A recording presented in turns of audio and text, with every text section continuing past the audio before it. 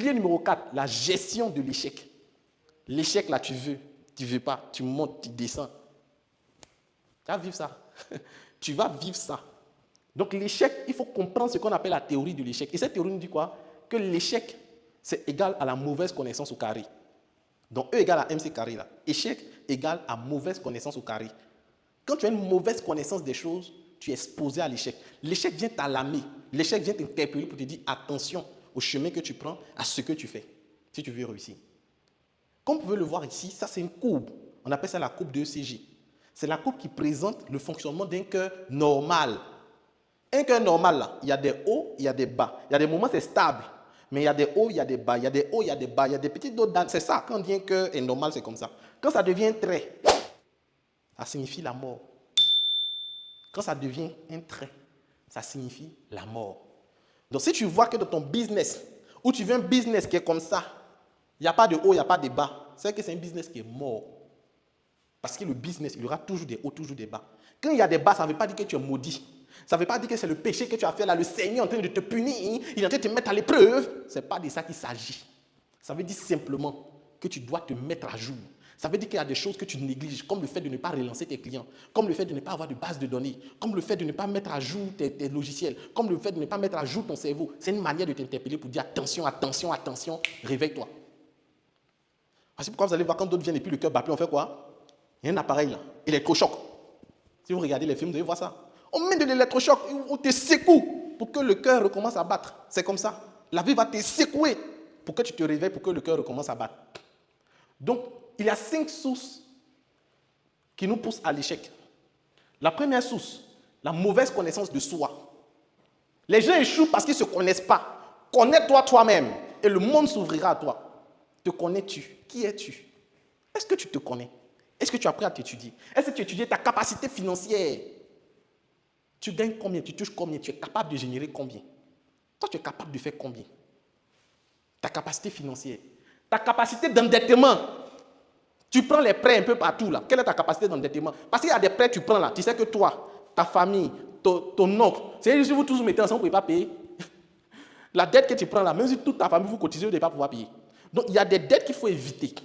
La bonne dette, la mauvaise dette. On va parler de gestion financière dans la suite de nos modules. Donc il est important pour toi de comprendre ça. Il faut te connaître ta capacité financière, ta capacité d'endettement, ta capacité de gestion.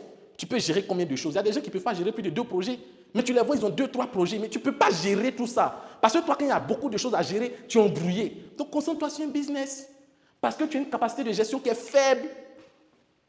Capacité de travail. Moi, je suis une machine à travail. Pour bosser comme ce n'est pas permis. Parce que j'ai vécu des épreuves qui m'ont préparé à ça. Moi, je fais le lycée scientifique de Yamoussoukro. Un lycée d'excellence où vraiment on nous mettait la pression, tout. Donc moi, j'ai une capacité de travail et je sais que je suis productif la nuit. Toi qui m'écoutes là, tu es productif la journée ou la nuit. Ça ne veut pas dire que la journée ne travaille pas. Là, par exemple, on est en train de faire cette formation en journée. Mais moi, la nuit, je suis plus productif. La plupart de mes grandes activités, je les fais la nuit. Parce que la nuit, je suis plus productif. Quelle est ta capacité de travail? Si tu sais que tu es productif la nuit, mais ce n'est pas la nuit, tu ne vas pas te regarder film. Tu ne vas pas venir manger un repas qui va te donner sommeil. Si c'est la journée, tu es productif, mais la journée, tu ne vas pas passer ton temps à bavader, à jouer avec les gens. Si tu sais que tu es productif la nuit, mais la journée, tu ne vas pas t'épuiser, aller jouer au foot, t'épuiser, puis le soir, tu rentres, tu es fatigué. Or, toi, tu sais que la journée, tu n'as pas l'esprit posé pour être productif. Quelles sont tes limites? Qu'est-ce que tu ne peux pas faire? Tu dois connaître tes limites. Un homme qui ne connaît pas ses limites, c'est un homme qui est voué à l'échec. Tu dois savoir à quel moment tu dois t'arrêter, jusqu'où tu es prêt à aller. C'est important. Mauvaise connaissance de votre marché et de ses acteurs. Tu ne maîtrises pas les impôts. Tu ne maîtrises pas les principes de douane, les expéditions, les règlements, le cycle de ton business. Parapluie, on vend ça dans saison de pluie. Si on n'est pas en saison de pluie, tu vends parapluie, ça ne va pas marcher. Donc, tu dois savoir le business que je fais. Si je veux vendre des livres, des cahiers, est-ce que je peux venir après la rentrée scolaire importer des cahiers? C'est comme des gens qui font les importations. Quand décembre arrive, ils veulent importer des produits, des cadeaux des enfants. Mais ils ne prennent pas le temps de voir, ça va prendre combien de temps. Et il y a des gens, leurs conteneurs arrivent, ou leur stock arrive après Noël, après décembre. Et en janvier, ils ne peuvent plus écouler. Parce que la saison des fêtes est passée. Donc, vendre les cadeaux des enfants, il y a des périodes pour faire ça. Vendre des tenues scolaires, il y a des périodes. Vendre des kaki, il y a des périodes. Donc, il y a des business qui sont rattachés à des saisons, des périodes. Donc, si cette période-là passe, si le mois dans lequel on peut faire ces ventes-là passe, tu es exposé à des difficultés de vente. Donc, tu augmentes tes chances de fermer. Et tu te plombes. Donc, il faut maîtriser son marché, connaître les acteurs de son marché. La mauvaise connaissance des autres, les clients, tes collaborateurs. Si tu ne maîtrises pas bien tes collaborateurs dans l'entreprise, ça va tomber. Tu peux être avec des collaborateurs voleurs, menteurs qui viennent en retard, qui ne viennent pas au travail, tout ça. Donc tu dois connaître tes collaborateurs parce que tes collaborateurs peuvent faire tomber ton entreprise. Tu peux avoir des collaborateurs qui créent l'entreprise dans ton entreprise, qui utilisent les ressources de l'entreprise pour faire eux-mêmes leur propre activité. Ça peut provoquer la chute de ton business. C'est des réalités, c'est des faits. Donc tu dois connaître tes collaborateurs, tu dois connaître tes clients. Quelle est ta cible si tu veux réussir? Quatrième élément, le manque de comptabilité. Tu confonds l'argent de ton business et ton argent. C'est-à-dire, toi, tous les pots que tu reçois là, tu fais la fête avec. Ça va te laisser. Tu as l'île. Tu n'as aucune comptabilité. Tu notes rien. Tant que tu as l'argent sur ton compte, c'est que ça va bien. C'est dans l'argent là, tu manges poulet. Tu fais sortir. Tu jettes. Il faut continuer. Absence de comptabilité égale à échec fatal de ton business. Mauvaise gestion de la ressource humaine. Tu n'as pas de stratégie de gestion de ta ressource humaine. Tu ne payes pas tes employés. Des gens payent transport. Ils viennent au travail. À la fin du mois, tu ne les payes pas. Que ça n'a pas marché. Mais toi, tu viens en voiture. Toi, tu manges poulet. Tu viens leur expliquer que ça ne marche pas. Il y a des problèmes. Tes employés sont malades. Ils viennent travailler dans la maladie. Mais attends, toi, tu es un sorcier. Toi, tu es un sorcier. On doit te faire soit te délivrer parce que tu souffres de tous les esprits qui t'empêchent d'évoluer. Donc, il faut savoir manager ta ressource humaine. Il faut pouvoir les encourager. Il faut pouvoir les former. Il faut pouvoir les accompagner.